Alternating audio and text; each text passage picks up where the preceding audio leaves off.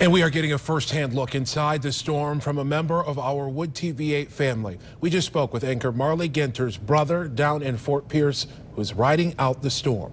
24-hour News 8 Sarah Hurwitz is here now with his first-hand account. Sarah, good evening. Well, good evening, Leon. Sean Ginter and his family are hunkered down in their home in Fort Pierce on the east coast of Florida. He says right now flooding is the biggest problem that they're facing.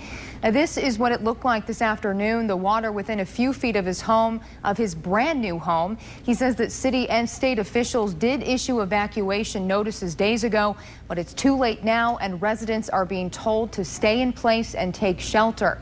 Now, Ginter described the heavy rain as sounding like people running on the roof, and he's not sure what his family will do if the flooding gets significantly worse.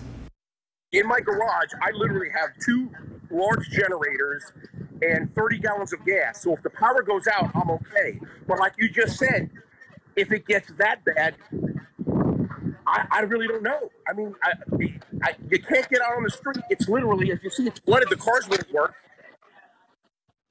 I don't know. And tonight at 11 o'clock, we will continue to give you updates and follow up with the Ginter family to see how they're doing. In studio, Sarah Hurwitz, 24-hour News 8.